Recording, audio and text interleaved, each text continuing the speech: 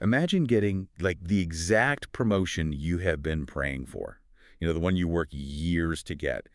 And it completely ruins your mental health. Oh, yeah. It happens all the time. Right. Now, on the flip side, imagine getting fired from your job, but it turns out to be the most structurally stabilizing thing that has ever happened to you.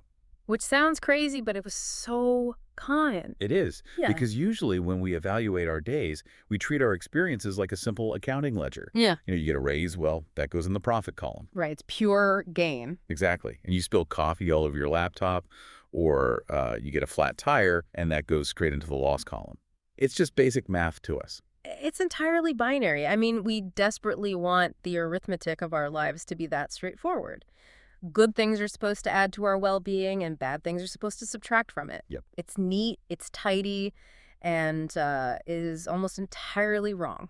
Exactly. I mean, it is comforting to think that way, but when you look closely at how our minds actually process these events over time, that simple ledger completely falls apart. It really does. We are looking at an internal economy that is, honestly, completely counterintuitive.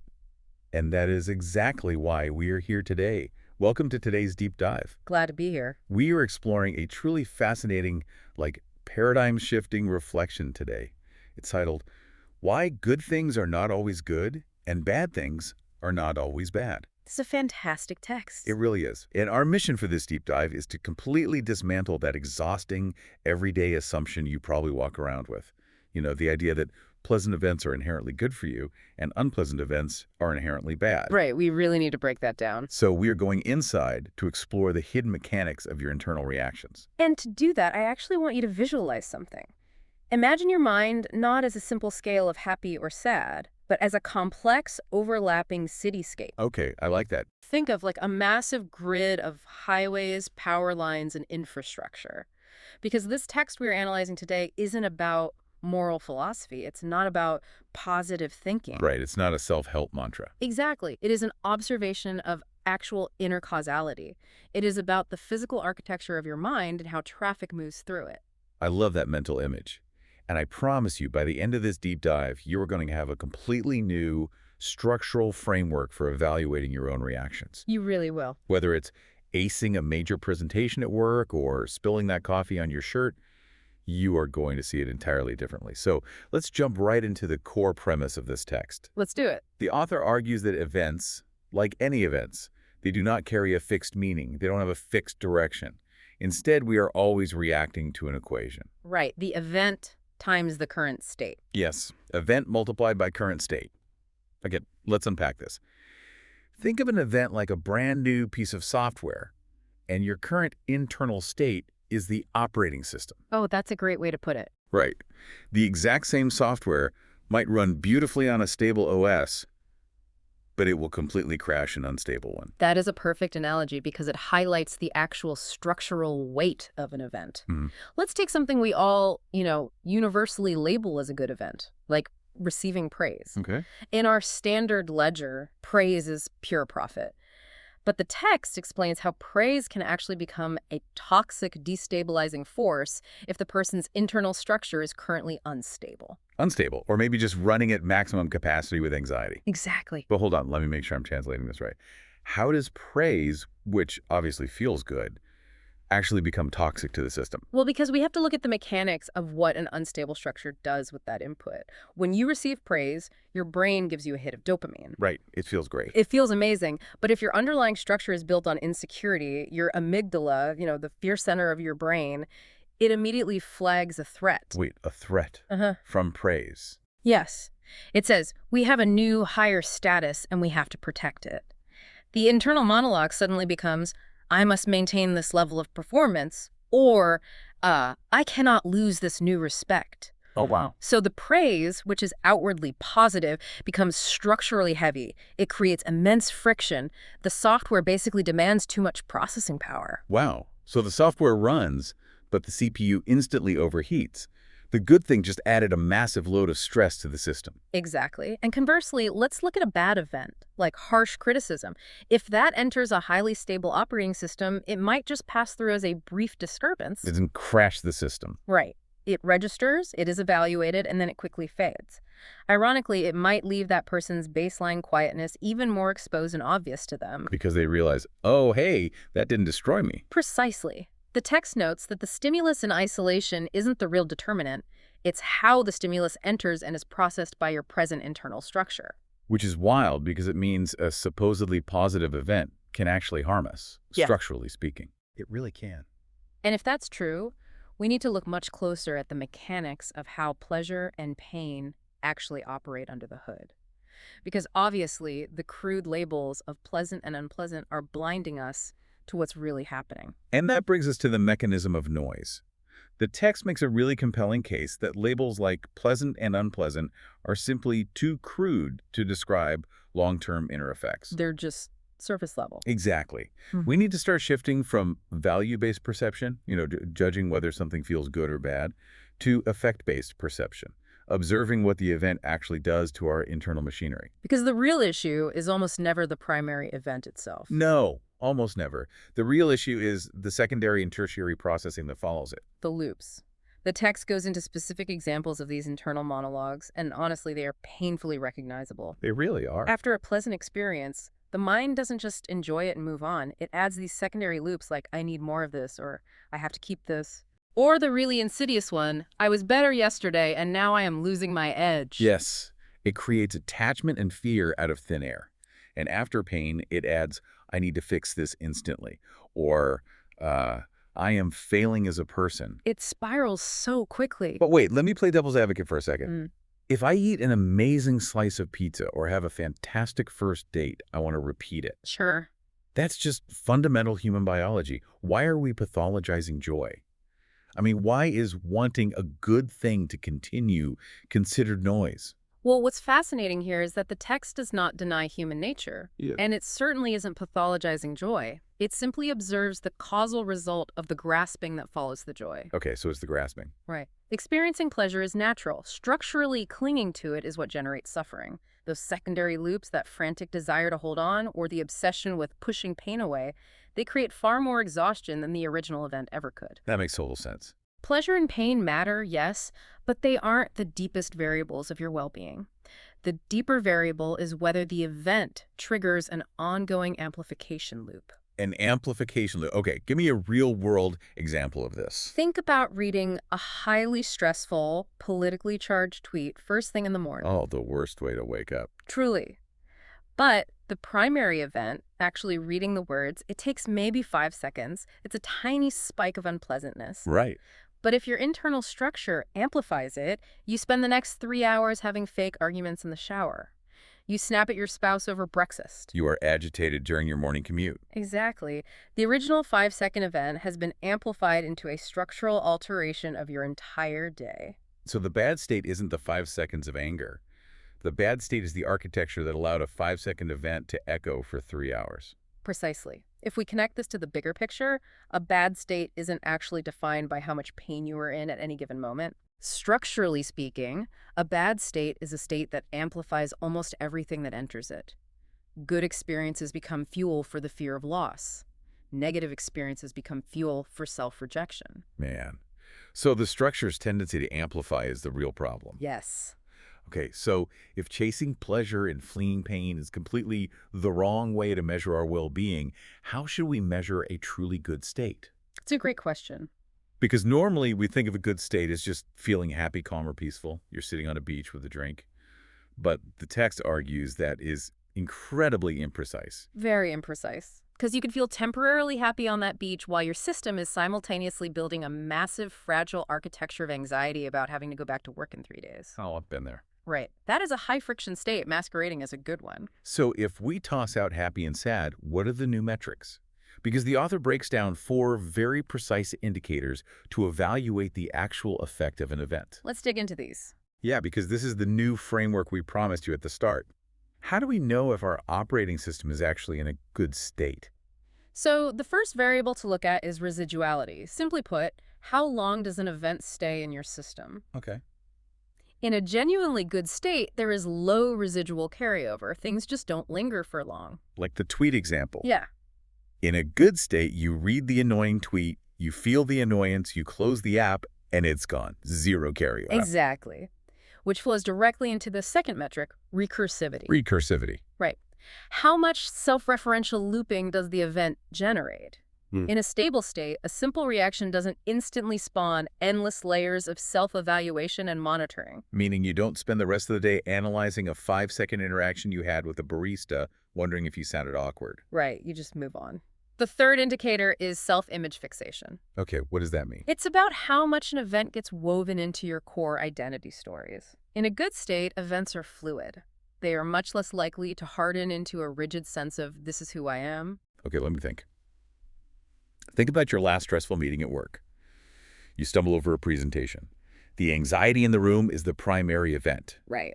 High self-image fixation means you leave that room and immediately tell yourself, I'm a total imposter, I'm terrible at my job, I don't belong in this industry. Yeah. The event hardened into an identity. Exactly. But low fixation means you just say, well, that was a rough 20 minutes, and you go to lunch. A perfect distinction. And that brings us to the fourth and perhaps most important indicator, natural restoration. Natural restoration. When a disturbance inevitably happens, does your system return to a low-friction baseline without you having to force it? Can your mind heal its own surface without aggressive intervention? But hold on, let me push back here. Is natural restoration actually realistic? What do you mean? Well, if someone is working a 60-hour week in a highly toxic corporate environment, or like managing a household of screaming toddlers, are they just supposed to naturally bounce back to total zen without doing anything? It's not about being invincible or never feeling exhausted.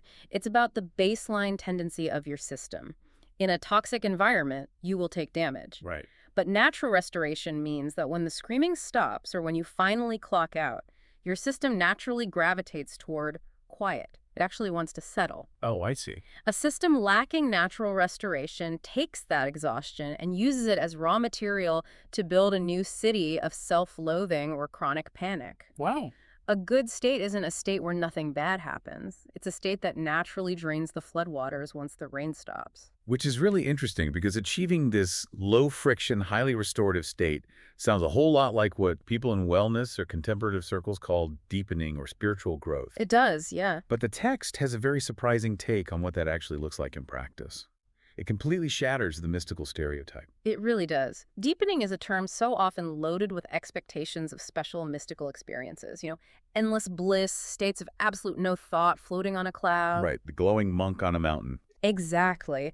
And the text notes those pleasant states might occasionally occur, but they are absolutely not the essence of growth. Structurally, deepening simply means a movement toward that lower friction structure we've been talking about, where reactions don't chain together into endless loops. The chains are broken, or at least they don't form as quickly. Exactly. And there is this fascinating disconnect, the author points out, between your outer life and your inner life. Oh, this is a great point. Your outer behavior might look exactly the same to everyone around you. You are still driven by your routine, your role at work, your social patterns. You're still doing the laundry, answering emails, sitting in traffic. The mundane stuff. Right. But your inner cost structure has radically shifted. You could literally be in what someone would call deep meditation internally while doing entirely mundane, seemingly stressful tasks outwardly. Because the underlying mode of operation is different, the internal force behind the action has changed. You are answering the email without the secondary loop of agonizing over the tone for 45 minutes. Which sounds amazing. So what does this all mean for us? If we want to achieve this low-friction state, shouldn't we be meditating for 3 hours a day, aggressively managing our posture, and forcing our minds to be perfectly quiet? Well, the text issues a very crucial, almost counterintuitive warning about exactly that. Really? Yeah. In the early stages of learning about your mind, sure, intentional practices and meditation help. But beyond a certain threshold, the sheer effort to go deeper, the constant state management, the forced meditation, the subtle self-monitoring to check if you are peaceful enough today. Checking your own pulse constantly. Exactly. That effort actually becomes highly counterproductive. Because the effort to be quiet becomes its own amplification loop. Exactly. It creates profound noise. You are introducing massive friction into your system by trying so hard to remove friction. Right. The text points out that true quietness is a baseline tendency of the system itself. It is not a fragile achievement that you have to constantly protect, manage, and defend from the world. So you just have to get out of your own way. When you stop trying to forcibly choke the mind into submission, The system naturally settles on its own. It is the ultimate paradox. Trying to be quiet makes you incredibly loud inside. It really does. Okay, but if quietness is a baseline that doesn't need protecting, what happens when it is subjected to genuinely disruptive, noisy, or unhealthy stimuli? Because life isn't just sitting in a quiet room. No, it isn't. And that is the ultimate stress test for this structural model. Here's where it gets really interesting, because the text argues that sometimes, and this just blew my mind, quietness or depth actually increases after a disruptive or unhealthy stimulus. Yes. It seems backwards, but it's true. How does that work? When your internal architecture is in a more stable configuration, an unpleasant or disruptive event doesn't just fail to harm you, it can actually expose your underlying stability even more clearly. Sorry. The author identifies 4 very specific patterns where disruption actually highlights depth. Let's break these down because they completely reframe how we experience stress. So what about when something stressful happens and you feel all this old tension rise up, but instead of spinning out, it just kind of leaves? That is the discharge pattern. Discharge. This is when some latent tension or historical drive that was hiding under the surface is brought up by a disruptive event and then simply released. It just vents out. The key is that it doesn't keep looping. What used to produce a 3-day spiral of self-judgment now just moves through the system, acts like a pressure valve releasing, and ends. Okay, what about when someone actively tries to trigger you? Like, a family member who knows exactly what buttons to push to start an argument, and you just don't care. You don't get defensive at all. That is the reversal pattern. Reversal. Things that historically functioned as highly destabilizing triggers for you simply fail to work anymore. The old neurological pathway of amplification has weakened so much that the stimulus enters, fails to generate a disturbance, and as a result, leaves you feeling the contrast of your own quietness more acutely. Oh, I love that. You realize, wow, that would have ruined my week a year ago, and today, it's nothing. It's an incredible feeling of freedom. It really is. And then there are times when the noise does get to you. You get completely overwhelmed, the surface of your mind gets chaotic, but then the moment the crisis passes, the silence is almost deafening. You're describing the contrast pattern. The contrast pattern. Here, the surface of your mind actually does become temporarily noisier due to the disruption. But afterward, when the noise fades, the pre-existing quiet baseline is felt much more clearly by contrast. Right. The actual depth of your mind didn't necessarily increase, it just became much more noticeable because you just experienced the loud noise of the disruption. It's exactly like how the silence in a room feels physically heavier and louder right after a rock concert ends. That's a perfect analogy. And then there's the fourth one, which sounds like the ultimate resilience, the restoration dominant pattern. This is when the system's automatic return to its baseline is so powerful that the disturbance loses the competition almost instantly. So it's just immediate bounce back. You might get startled, you might feel a spike of fear, but the system snaps back to quiet on its own. The sheer, undeniable strength of that natural return becomes visible to you. That's amazing. Quietness is no longer a fragile state you are protecting. It is the dominant gravity-like force of your mind. That sounds incredible. But, I have to ask the skeptical question here. Go for it. If I go through a massive disruptive life event, and then I just feel totally quiet and still afterward, how do I know I've actually experienced one of these patterns of genuine deepening? What if I'm just completely exhausted and traumatized? This raises an important question, and it is a critical caveat the author insists upon.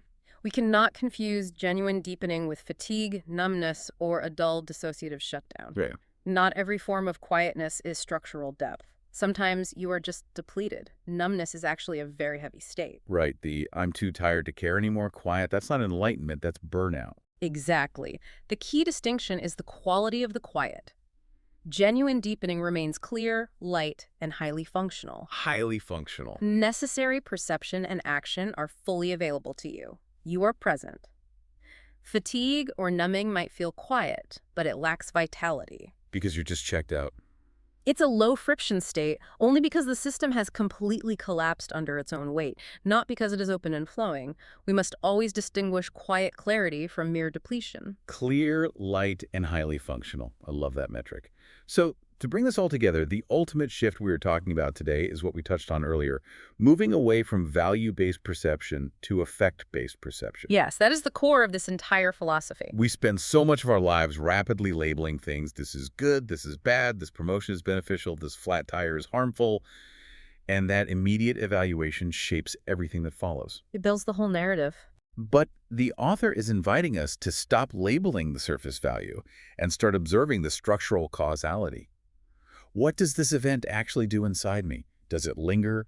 Does it produce loops? Does it strengthen my rigid self-image? Does it block my natural restoration? Exactly. True inner development isn't about collecting a massive hoard of pleasant experiences and building a fortress to keep out unpleasant ones. Right. It's about learning not to misread what actually helps and what actually harms you. A string of outwardly pleasant events like praise, luxury, comfort might be structurally crushing you by building an architecture of pure attachment. Wow. Meanwhile, something outwardly unpleasant might be structurally liberating you by burning down the loops that used to keep you trapped. So when we say good is not always good and bad is not always bad, we are just tossing around a fun, clever rhetorical paradox. Not at all. It is a careful, causal insight that you can apply to your own life starting today.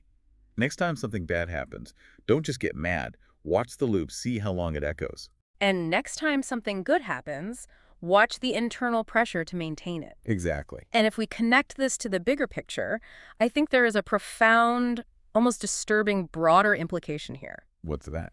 If our inner reality is truly defined by structural friction rather than surface emotions, we have to look critically at the world we live in. Oh, definitely. Think about it.